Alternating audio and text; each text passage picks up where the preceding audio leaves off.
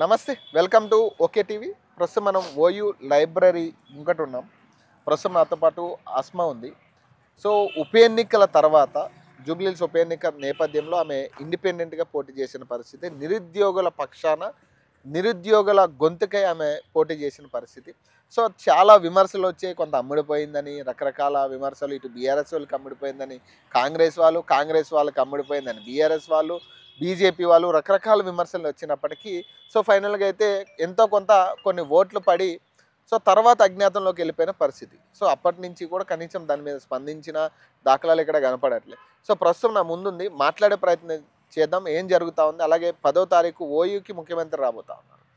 So ఆయన ఏం చెప్తా ఉన్నారు, కాంగ్రెస్ నేతలంతా ఇప్పుడు ఏంటంటే నిరుద్యోగులకి గుడ్ న్యూస్ చెప్పబోతా ఉన్నారు ముఖ్యమంత్రి అనే విషయాలు బయటకు తీసుకొస్తా ఉన్నారు.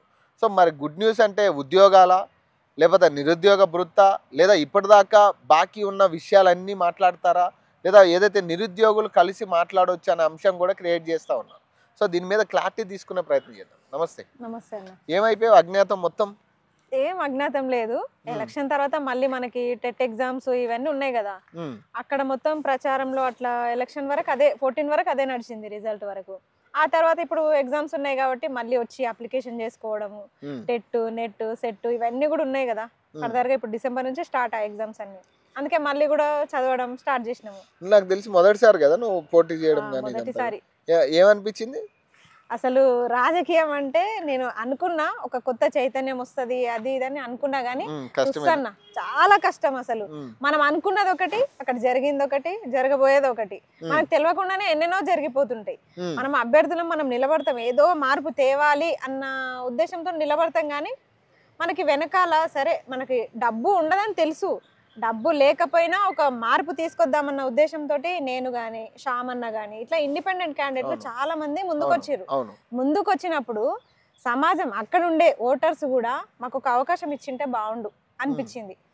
అక్కడ కమ్యూనిటీ చూడలేదు, అమ్మాయా అబ్బాయిని చూడలేదు, సరే మా పరిస్థితులు చూడలేదు, ఏం చూడలేదు.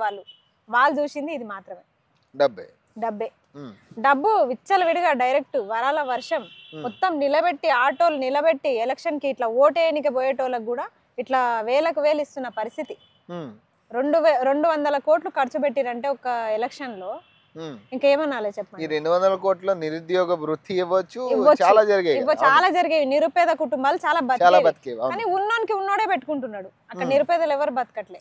అదే నిరుపేద ఓటర్స్ కి ఒక 500 కోటరు బిర్యానీ అదే రిపీట్ అయింది అక్కడ. ఇదే నేర్చుకున్నావా మరి? నేను కల్లారా చూసి కంప్లైంట్ చేసినా పట్టించుకోని పరిస్థితి. ఇంకెక్కడ జరుగుతుంది అన్న మార్పు? ఇక నిజం చెప్పాలంటే చదువుకున్న వాళ్ళకి ఇంత సభ్య సమాజంలో మేము మాట్లాడుతున్నాం, మా గొంతు వినిపిస్తున్నాము, అయినా సరే మాకు అవకాశం ఇవ్వలేదు అంటే అది మాలో లోపం కాదు, మమ్మల్ని గుర్తించకపోవడం వాళ్ళ లోపం. అంటే ఇప్పుడు డిఎస్సి కానీ, డిఎస్సి అభ్యర్థులు కానీ, గ్రూప్స్ అభ్యర్థులు కానీ, సో మీరు ఫస్ట్ మీరు చదువుకునే చదివే ప్రజల కోసం, ప్రజలకు ఏం చేయాలి, లేకపోతే ఇప్పుడున్న సంఘటనలు జరిగే దాని మీద ఎట్లా స్పందించాలనే దాని మీద మీరు చదువుకుంటా ఉంటారు మోస్ట్ ఆఫ్ ది. సో మనకున్న కాన్స్టిట్యూషన్ ఏంటి, దాని ఏం చెప్తా ఉంది, వీటి మీదే కదా మనం చదివేది. మరి ఇది చదువుకి వాస్తవానికి చాలా డిఫరెన్స్ ఉంటుంది, చాలా డిఫరెంట్. సో మీరు వాస్తవంగా కూడా అనుభవించారు కదా, ఎట్లా అనిపిస్తా ఉంది? అయితే మాకు టెట్ లో, డిఎస్సిలో సైకాలజీ ఒక సబ్జెక్ట్ కూడా ఉంటది. అంటే మనస్తత్వాలు చదవాలి. మేము చదివినాము, పుస్తకాల వరకే అయిపోయింది. కానీ నిజ జీవితంలోకి వచ్చేసరికి ఇన్ని పుస్తకాలు మనం చదవలేమనిపించింది. అక్కడ ఒకటే బుక్ ఉంటది, ఒకటే బుక్ లో అందరు మనస్తత్వాలు ఇట్లా ఉంటాయి అన్నట్టు అక్కడ చిత్రీకరిస్తారు బుక్స్లలో. కానీ బయటికి వస్తూ ఉంటది సినిమా, ఒక్కొక్కరికి ఒక్కొక్క బుక్ రాసినా తక్కువనే. ఒక్కొక్కరి మనస్తత్వం అట్లా ఉంది. ఒకరు డబ్బు అంటారు, ఒకరు మంది అంటారు, ఇంకొకరు చీరలు అంటారు, ఇంకొకరు ఏదో అంటారు. ఇక ఒక్కొక్కరికి ఒక్కొక్క డిమాండ్స్ ఉన్నాయి. కానీ ఈ ప్రజలు అనేటోళ్ళు చిన్న చిన్న వాటికే లొంగిపోతున్నారు. అదే మైనస్ అవుతుందా? ఒక్కరోజు ముచ్చటనే చూస్తున్నారు వాళ్ళు, ఇట్లా ఇస్తున్నారు, ఇట్లా ఓటేసి వస్తున్నారు. అంటే అదే మైనస్ అయిందా? అదే మైనస్. మరి అదే మైనస్. వాళ్ళు ఏదో గెలిచినామని వాళ్ళు అనుకుంటున్నారు, కానీ అది గెలిపే కాదని మేము. నిరుద్యోగులు ఫెయిల్యూర్ అనుకోవచ్చేది. నిరుద్యోగులు ఫెయిల్ అయ్యారా? 100% నిరుద్యోగుల ఫెయిలరే.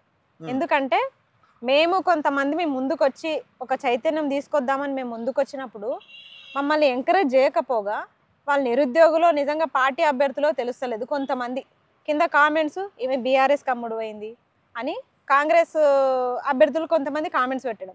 ఇంకా బీఆర్ఎస్ అభ్యర్థులు ఏమని పెడతారు, ఈమె కాంగ్రెస్ కమ్ముడు అయిందని చెప్పేసి కొంతమంది నిరుద్యోగులు పెడతారు. నిరుద్యోగులు కాదని నా ఫీలింగ్.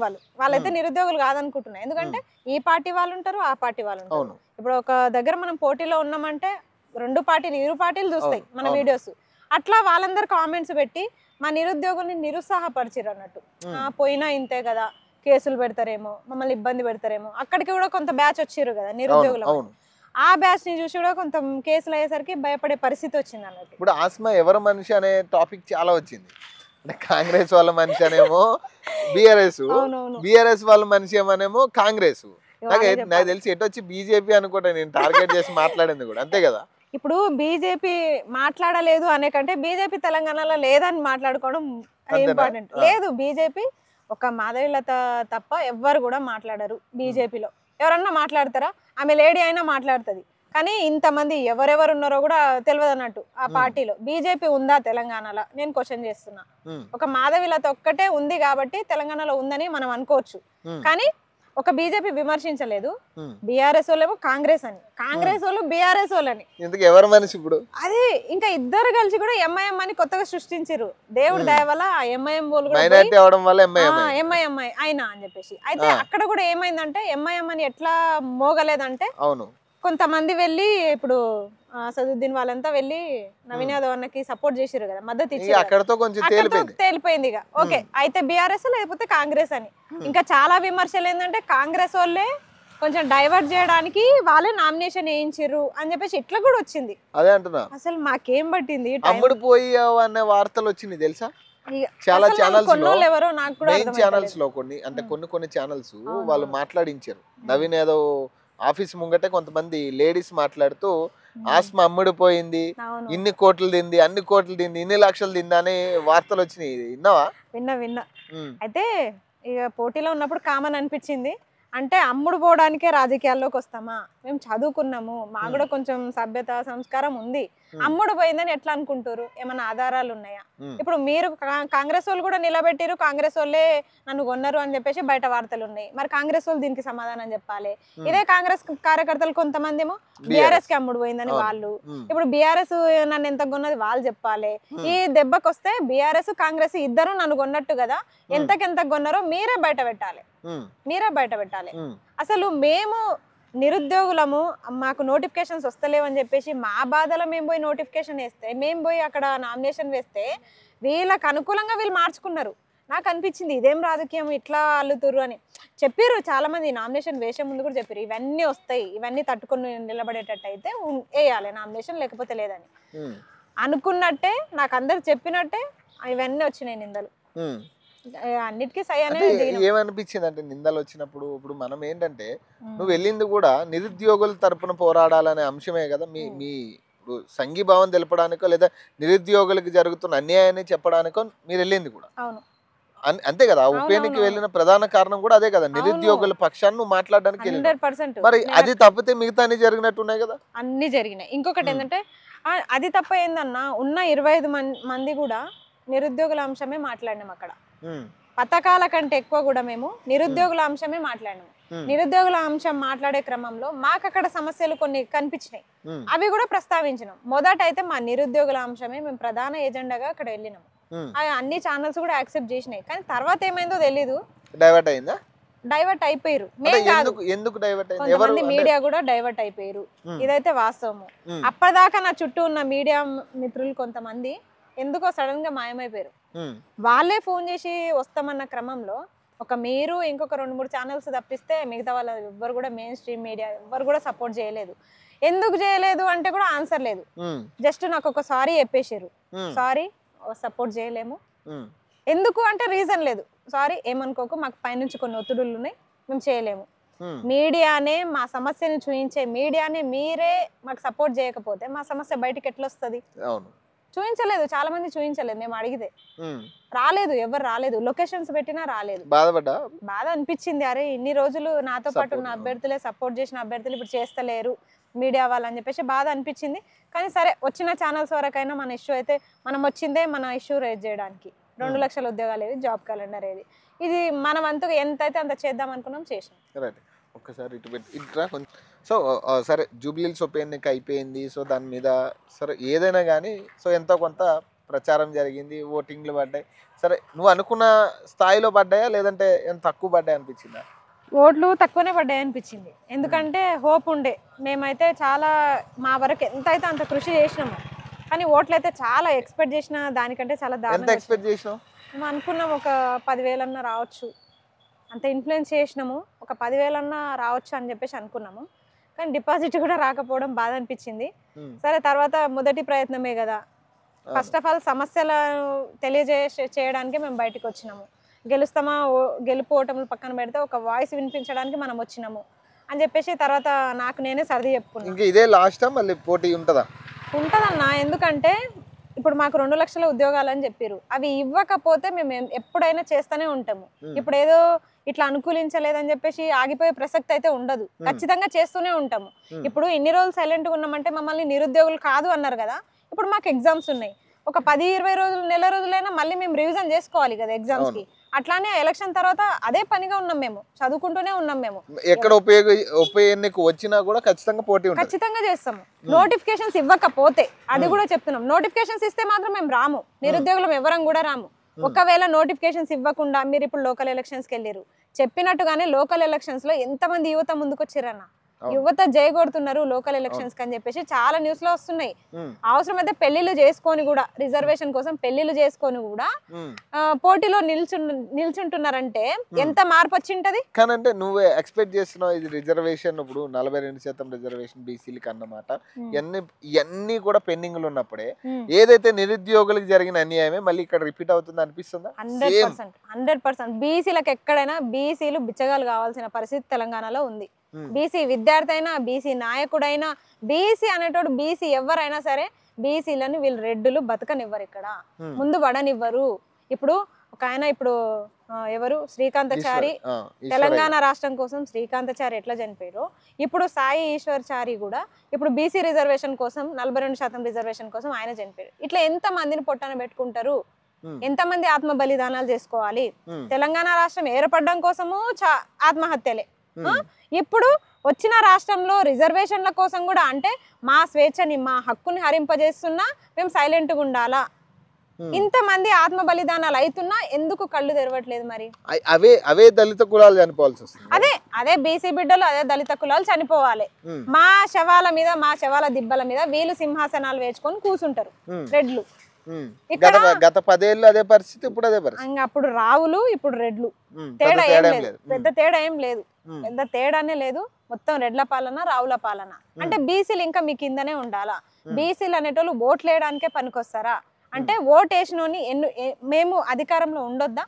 మేము జస్ట్ ఓటేయాలి, మిమ్మల్ని ఎన్నుకోవాలి, కూర్చోబెట్టాలి మిమ్మల్ని, మేము మాత్రం అధికారంలో ఉండొద్దు. ఇది ఎక్కడ న్యాయం?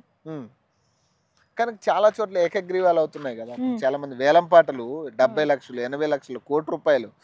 ఈ సర్పంచ్ ఎన్నికలకి మేనిఫెస్టోలు రిలీజ్ చేసేటోళ్ళు కూడా ఉన్నారు, 1.5 పెట్టి మేనిఫెస్టోలు రిలీజ్ చేస్తున్నారు. ఏం చెప్తా దీనికి? అంటే వేలం పాటలు పెట్టి, అంటే ఇప్పుడు ఏకగ్రీవంగా ఎన్నుకోవడం మంచిదే, కానీ ఈ లక్షలు ఎందుకు వస్తున్నాయో అర్థం కావట్లేదు మధ్యలో. ఏకగ్రీవం మంచిదే, సరే ఊరు మొత్తం మాట్లాడుకొని ఒక వ్యక్తి మనల్ని మంచి చేస్తాడు అనుకోవడం, ఎన్నుకోవడం కరెక్టే, అది సరైన విధానం ఏకగ్రీవం అనేది. కానీ 10 లక్షలు, ఒక 70 లక్షలు 80 లక్షలు పెడితేనే ఏకగ్రీవం అవుతున్నారంటే ఇక్కడ డబ్బు చూసి ఏకగ్రీవం అవుతున్నారా, మనిషిని చూసి ఏకగ్రీవం చేస్తున్నారా మీరు? అంతే కదా. ఇక్కడ మనిషికి విలువ లేదు, డబ్బుకే. నువ్వు ఎన్ని లక్షలు పెడతావు, ఎన్ని కోట్లు పెడతావు? ఒక సర్పంచ్ పదవికే కోట్లు పెట్టి ఏకగ్రీవం చేసుకుంటున్నారంటే ఇక పైన పరిస్థితి ఎట్లుంటుందో మనం ఊహించుకోగలం. ఎక్కడెక్కడ ఎంత అమ్ముడు. నీకేమనిపిస్తా ఉంది ఈ కోట్లు పెడుతున్నారని? ఇప్పుడు కేవలం ఇప్పుడు సర్పంచ్ కి వచ్చే శాలరీ 6,000, నాకు తెలిసి 10,000 ఉంటది, గట్టిగా ఉంటే 10,000 అనుకున్నాం, లేదా 6,000 అనుకున్నాం.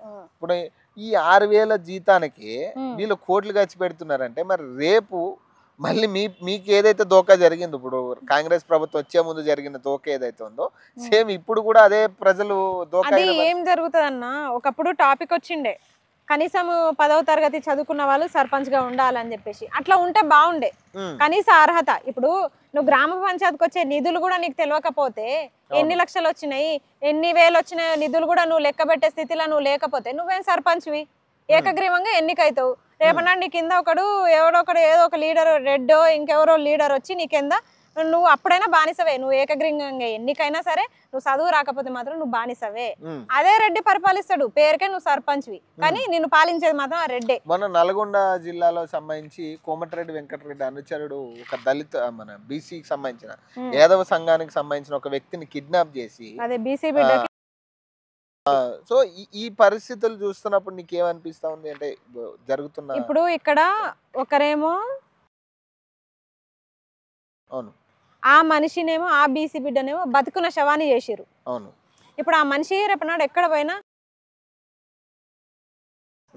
ఆ పేరు అయితే ఆయనకు పెట్టిన పేరు ఏందో గానీ ఈ పేరు అయితే పడిపోయింది. అంత దారుణంగా బీసీలను అవమానిస్తుంటే మిగతా బీసీలు ఏం చేస్తున్నారు?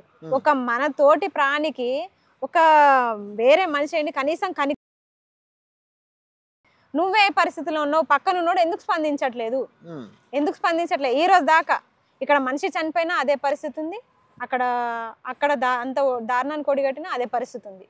ఎవరో మళ్ళీ మేమే 10 మంది మేము మాట్లాడాలి, 10 మంది మళ్ళీ లోపలికి పోవాలి, కేసులు పెట్టుకోవాలి, బయటికి రావాలి. మిగతా వాళ్ళు ఏం చేస్తున్నారు అంటే మీరు కూడా బీసీలు అయి ఉండి బీసీ బిడ్డలకు అన్యాయం జరుగుతుంటే మా మీద కేసులు మేము ఇబ్బందులు పడుతుంటే మీరు కూడా మా మీద బతుకుతున్నారా? అందరూ ప్రశ్నిస్తేనే కదా మార్పు అనేది వస్తుంది.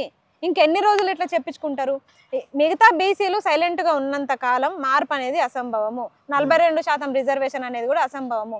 ఏదో ఒక ఊర్లో ఎన్నికలనే రద్దు చేసిరు, అంటే మాకొద్దు ఎన్నికలు అని చెప్పారు. రిజర్వేషన్ ఎవరు లేకపోతే ఎస్టీలకు వచ్చిందట, ఎస్టీలే లేరంట అక్కడ. ఎస్టీ రిజర్వేషన్ ఎట్లా వచ్చిందని మాకు ఎన్నికలే వద్దని చెప్పారు. అట్లా ఆ గ్రామం లెక్క మీరందరూ ఎందుకు ధైర్యం చేయలేకపోయారు? మేము కూడా ఎన్నికలు పెట్టాం, 42% రిజర్వేషన్ వస్తేనే మేము నామినేషన్లు వేస్తామని ప్రతి గ్రామంలో మొండికి పడి ఉంటే ఈ రోజు ఎట్లుండే పరిస్థితి? అమ్మో ఎన్నికలకు ఎవరు ముందుకు రాకపోతే ఏం చేస్తారు? సచ్చినట్టు ఇస్తుండే 42% రిజర్వేషన్. ఈడ నోటిఫికేషన్ రిలీజ్ చేయగానే ఆడ స్టార్ట్ చేసుకున్నారు బాజా భజంత్రీలు. రేవంత్ రెడ్డి కూడా జిల్లాల వారి తిరుగుతున్నాడు. ఈ సర్పంచ్లకు కూడా అసలు నిజం చెప్పాలంటే సర్పంచ్లకి పార్టీ గుర్తులు ఉండవు, సింబల్స్ ఉండవు. సర్పంచ్లు అంటే ఇండిపెండెంట్ ఎవరైనా సరే. కానీ వీళ్ళు ఏం చేస్తారంటే వాళ్ళు ఏదో ఎమ్మెల్యే లెక్క మొత్తం తీసుకుపోయి వెనకాల ప్రచార రథాలు, మేనిఫెస్టోలు, కండువాలు, జెండాలు అన్ని పెడతారు పార్టీలవి. అన్ని పెట్టి మా పార్టీ అభ్యర్థి మా పార్టీకే ఓటేయండి. మా ఊర్లో అయితే ఇంకా దారుణం, కాంగ్రెస్ పార్టీలో అభ్యర్థి లేకపోతే బీజేపీ పార్టీ నుంచి అభ్యర్థిని తీసుకొచ్చి కండువా కప్పి ఇప్పుడు కాంగ్రెస్ పార్టీలో చెప్పు నిలబడ్డ కాంగ్రెస్ పార్టీ నుంచి ఆయనకు ఓటేయాలి అనే సూత్రం నడుస్తుంది.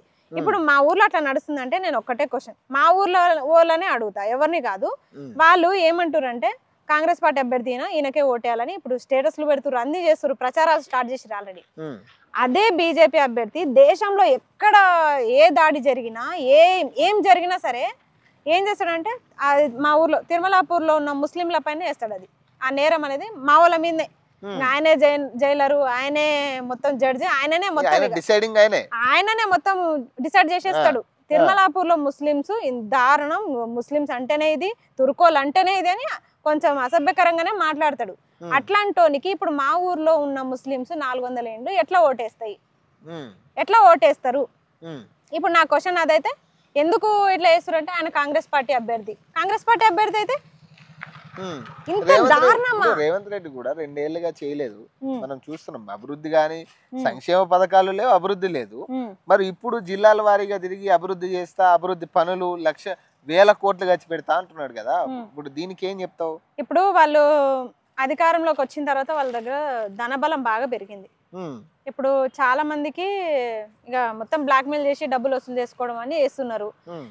ఏమన్నా కానీ అవతలని ఇక అసలు ఇప్పటిదాకా రేవంత్ రెడ్డి ఎందుకు స్పందించట్లే? ఒక బీసీ బిడ్డని అంత దారుణంగా అవమానిస్తే, ఇక్కడ ఒక బీసీ బిడ్డ చనిపోతే ఇప్పటిదాకా రేవంత్ రెడ్డి ఎందుకు స్పందించట్లేదు? ప్రభుత్వం బీసీలకు అండగుండే ప్రభుత్వం మళ్ళీ వాళ్ళదే కదా చెప్పేది. ఒక స్టేట్మెంట్ ఉంది, నిరుద్యోగులకు 60,000 ఉద్యోగాలు ఇచ్చినాము, బీసీలకు అండగా ఉండే ప్రభుత్వము, అన్ని పథకాలను అమలు చేస్తున్న ప్రభుత్వము అని చెప్పేసి అన్ని ఏదేదో చెప్పుకుంటున్నారు. అవన్నీ నోటి మాటలే ఇట్లా చెప్పడమే, కానీ ఎక్కడైనా అమలు అవుతున్నాయా? బీసీలకు న్యాయం జరిగిందా? నిరుద్యోగులకు న్యాయం జరిగిందా? మీరు 6 గ్యారెంటీలను అమలు చేస్తున్నారా? మాకే వస్తలేదు ఫ్రీ గ్యాస్, ఫ్రీ కరెంటు. మేము చెప్తున్నాం కదా, రావట్లేదు.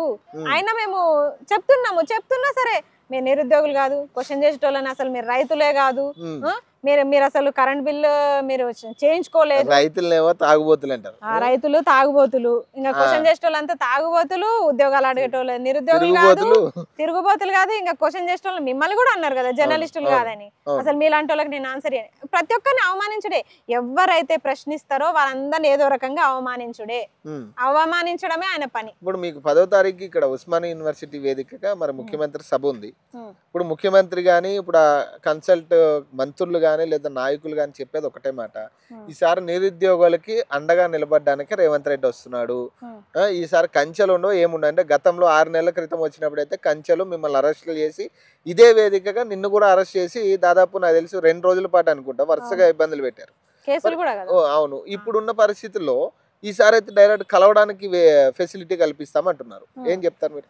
నేనైతే స్వాగతిస్తా 100%. ఎందుకంటే ఫస్ట్ ఆఫ్ ఆల్ మా సమస్య వినడానికి వస్తున్నాము. ఎక్కడ కూడా సీఎం సార్ కానీ డిప్యూటీ సీఎం కానీ అనలేదు. నేనైతే ఆ వీడియోలో చూసిన యూనివర్సిటీకి అవసరమయ్యే నిధులు ఇలాంటివి యూనివర్సిటీ డెవలప్మెంట్ కోసం వస్తున్నా అని చెప్పేసి చెప్పినట్టు నాకైతే ఆ వీడియోలో వినిపించింది. వీళ్ళు అంటారు మధ్యలో ఉంటారు కదా నాయకులు,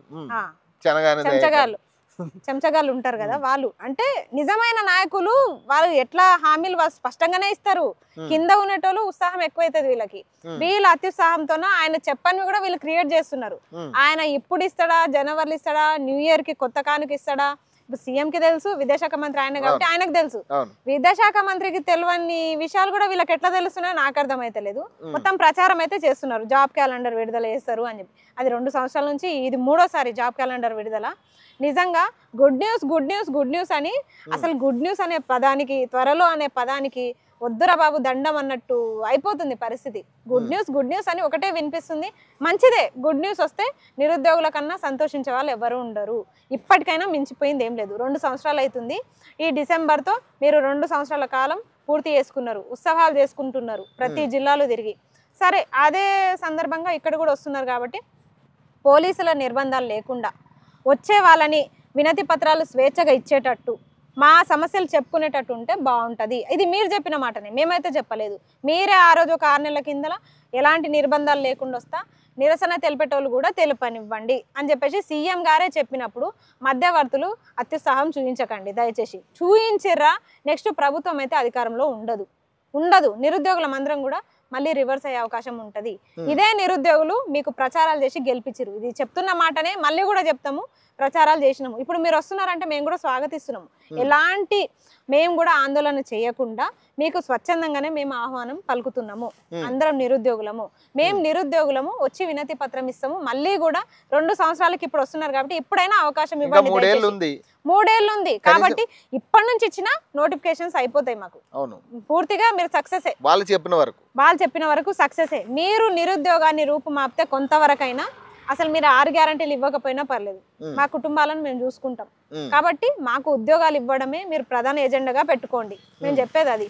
అవకాశం ఉందా అంటే ఆ ఉద్యోగాల మీద మాట్లాడే అవకాశం ఇస్తారా ఇక్కడ నిరుద్యోగులకి మీరు అనుకుంటున్నారా? అయితే నేను అనుకుంటున్నా ఏంటంటే యూనివర్సిటీ నిధుల ఇక్కడ ప్రస్తావన అయితే ఉంటది. ఎన్ని నిధులు ఇస్తున్నారు, ఎందుకంటే 1000 కోట్లు ఇస్తామని చెప్పారు కదా, ఎంత ఇస్తారనే ప్రస్తావన అయితే ఉంటది. ఆ నిధులు కేటాయించి వెళ్ళిపోతారు, అలా అది ఓకే. తర్వాత నిరుద్యోగుల నుంచి వినతి పత్రాలు స్వీకరిస్తారనే అవకాశం అయితే ఉంది. ఇప్పుడు వినతి పత్రం స్వీకరించినా కూడా దాని మీద మీకు ఒరిగేది ఏముండదు నాకు తెలిసినంత వరకు. ఎందుకు అనుకోవచ్చు అన్నట్లా? నేనైతే ఏమనుకుంటున్నా అంటే ఇప్పటిదాకా మేము విదేశాఖ మంత్రిని కానీ ముఖ్యమంత్రిని కానీ కలవలేదు కదా. వినతి పత్రం ఇవ్వడం వల్ల కాదు కదా, ఇప్పుడు ఖచ్చితంగా అప్పుడే ఆ రోజే మీకు ఏదైనా దాని మీద రెక్టిఫికేషన్ ఇవ్వడం అనేది కదా మెయిన్ ఇంపార్టెంట్. అదే చెప్తున్నా నేను. ఆ రోజు వినతి పత్రాలు మేము ఇచ్చిన తర్వాతనే కదా ఆయనకు కూడా అవునా నిరుద్యోగుల సమస్యలు ఇన్ని ఉన్నాయా అని ఆయనకు కూడా తెలుస్తుంది నేను అనుకుంటున్నా. ఎందుకంటే వీళ్ళ కింద మా మీద చూయించే అత్యుత్సాహం అయితే ఎక్కువైంది. మంత్రులది కానీ ఈ ఎమ్మెల్యేలది కానీ పోలీస్ వ్యవస్థ పైన కొంతమంది ఒత్తిడి చేసి ఇబ్బంది పెట్టడం కానీ ఇదంతా ఎక్కువైంది. మధ్యలో కొంతమంది చెంచగాలది కూడా ఎక్కువైంది. కాబట్టి వీళ్ళు రాంగ్ ఇన్ఫర్మేషన్ ఇస్తున్నారేమో, రాంగ్ ఇన్ఫర్మేషన్ అనుమానం ఉంది మాకైతే. కాబట్టి ముఖ్యమంత్రి మా దగ్గర డైరెక్ట్ మాట్లాడినప్పుడు మేము చెప్తాము, చెప్పినప్పుడు ఆయనకు అర్థం కాదా, అర్థమవుతుంది. అప్పుడు అప్పటికప్పుడే మాకు అక్కడనే హామీలు ఇస్తే బాగుంటది అని చెప్పేసి నేను కూడా అనుకుంటున్నాను. వినతి పత్రాలు ఇస్తాము, మరి ఎప్పుడు ఇస్తారు అనేది కూడా మళ్ళీ మాకు దొరకరు కదా ఆయన. దొరికినప్పుడే మాకు కూడా హామీలు ఇస్తే బాగుంటది అని చెప్పేసి నేను అనుకుంటున్నాను. అంటే నీ అంచనా ప్రకారం ఈసారి నిరుద్యోగులు ఏం కోరబోతున్నారు అనేది కేవలం నిరుద్యోగ వృత్తి లేదా నిరుద్యోగ ఏదైతే ఉద్యోగాల గురించేనా లేకపోతే ఇంకేమైనా ఉన్నాయా నిరుద్యోగులకు సంబంధించి మీరు కోరవలసినవి? ముఖ్యమైన మేము కోరేవి ఉద్యోగాలే, నోటిఫికేషన్లే, అంతకు మించి నిరుద్యోగ వృత్తి కూడా లేదు. నిరుద్యోగ వృత్తి వాళ్ళు ఇవ్వరనేది క్లారిటీ వచ్చేసింది. కష్టమే, ఎందుకంటే వాళ్ళకి ఎలక్షన్స్ కి డబ్బులు కావాలి, బై ఎలక్షన్స్ కి, ఇప్పుడు లోకల్ ఎలక్షన్స్ కి, నెక్స్ట్ ఎంపీటీసీ జెడ్పీటీసీలకు కూడా వాళ్ళకి డబ్బులు కావాలి. పాపం మేమే వదిలేస్తాము నిరుద్యోగ వృత్తి, కానీ ఇస్తాం అని చెప్పి 2 సంవత్సరాల కాలం గడిచిపోయింది. నిరుద్యోగుల మీద నిజంగా అంత ప్రేమ చిత్తశుద్ధి ఉంటే ఫస్ట్ ఆఫ్ ఆల్ సంతకము నిరుద్యోగ వృత్తి పైన చేయాలి. నిరుద్యోగులు నిజంగా మమ్మల్ని ఈ గద్దె పైన కూర్చోబెట్టారు, వాళ్ళకి ఏదైనా చేయాల్సి వస్తే ఫస్ట్ ఇక్కడ నుంచి మొదలు పెడదామని. చిన్నదే కదా, ఒక్కొక్కరికి 4,000 అన్నారు. అది ఇస్తే ఈరోజు సరే 2 సంవత్సరాలైనా చదువుకుంటూ కూర్చునేటోళ్ళు నిరుద్యోగులు. ఇటు ఇంట్లో ప్రెషరు, వయసు ప్రెషరు, పెళ్లిలో ప్రెషర్, ఇన్ని ఒత్తిళ్ల మధ్య నిరుద్యోగి సతమతమయ్యి కొంతమంది ఆత్మహత్యలు చేసుకుంటున్నా ఆఖరికి మమ్మల్ని బతుకున్న వాళ్ళని పక్కన పెడితే చచ్చిపోయిన కూడా వాడు నిరుద్యోగి కాదు అంటారు. ఇది దారుణం. రైట్, ఫైనల్గా ఏం చెప్పదలుచుకున్నాం మరి నీ తరపు నుంచి ఇప్పుడు జరుగుతున్న పరిస్థితులు? నెక్స్ట్ ఆస్మా కార్యాచరణ ఓన్లీ నిరుద్యోగ అంశాల మీదే ఉంటుందా లేకపోతే మళ్ళీ రాజకీయ అంశాల మీద కూడా ఇన్వాల్వ్ అయ్యే పరిస్థితి ఉంటుందా? ఖచ్చితంగా రాజకీయ అంశాల పైన కూడా ఇప్పటి నుంచి అయితే ఇన్వాల్వ్ అవుతా అన్న. ఎందుకంటే మొన్న అవగాహన రాహిత్యం వల్లనో అట్లనో నేను ఫస్ట్ టైం అవ్వడం వల్లనో కొన్ని విషయాలు నేను క్యాచ్ చేయలేకపోయినా ఇప్పుడు ఒక అనుభవం అయితే వచ్చింది. ఖచ్చితంగా నోటిఫికేషన్లు ఇవ్వకపోతే మాత్రం వీళ్ళు వేసే రాజకీయ అడుగులో ఖచ్చితంగా నేనైతే అడ్డుపడతా. నిరుద్యోగుల తరపు నుంచి 100% పోరాడతా. ఇంకొకటి ఏంటంటే సీఎం గారు ఉస్మానియాకి వస్తున్నారు, ఎలాంటి నిర్బంధాలు లేకుండా మీరు ఒక నమ్మకం మీద రండి. నిరుద్యోగుల మీద నమ్మకంతో వస్తే మేము అదే నమ్మకాన్ని నిలబెట్టుకుంటాము. మీ దగ్గరకు వచ్చి మా ప్రాబ్లమ్స్ మేము చెప్పుకుంటాం, నిరుద్యోగ సమస్యలు చెప్పుకుంటాము. ఇదే సమస్యలు ఒకప్పుడు మీరు సీఎం కాకముందు చెప్పుకోలేదా? ఆ సమస్యలు ఇంకా ఉన్నాయి. ఎందుకంటే నమ్మకం ఉంది, మీరు చేస్తారన్న నమ్మకం ఉంది కాబట్టి ఇప్పుడు కూడా అవే చెప్పుకుంటాము. దయచేసి అవి మీరు విని అక్కడికక్కడే మాకు హామీ ఇస్తే బాగుంటుంది. ఎందుకంటే మీరు వెళ్ళిన తర్వాత మళ్ళీ ఎమ్మెల్యేల చుట్టూ ఈ మంత్రుల చుట్టూ మేము తిరగలేము కాబట్టి ఇక్కడే హామీ ఇచ్చి వెళ్ళండి అని చెప్పేసి అయితే సీఎం అయితే కోరుకుంటాం. విద్యాశాఖ మంత్రిగా రమ్మంటారు అంతే, ఒక విద్యాశాఖ మంత్రిగా రండి, ముఖ్యమంత్రిగా కాదు. ఒక విద్యాశాఖ మంత్రిగా వస్తే విద్యా వ్యవస్థలో ఎన్ని సమస్యలు ఉన్నాయో మీకు ఖచ్చితంగా మేము స్పష్టంగా చెప్పే ప్రయత్నం చేస్తాం.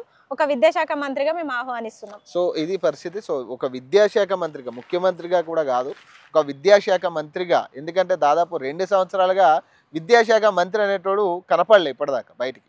సో విద్యాశాఖ మంత్రిగా మీరు వస్తే ఖచ్చితంగా మా సమస్యలు, విద్య పట్ల ఎట్లాంటి సమస్యలు ఉన్నాయి, ఎట్లాంటి సమస్యలు ఎదుర్కొంటున్నాం అనే అంశాల మీద, నిరుద్యోగ అంశాల మీద మాట్లాడడానికి సిద్ధంగా ఉన్నామంటూ కూడా నిరుద్యోగులు తరపు నుంచి ఆస్మా సవాల్ విసురుతున్న పరిస్థితి. సో మరిన్ని అప్డేట్స్ కోసం చూస్తూనే ఉండండి ఓకే టీవీ.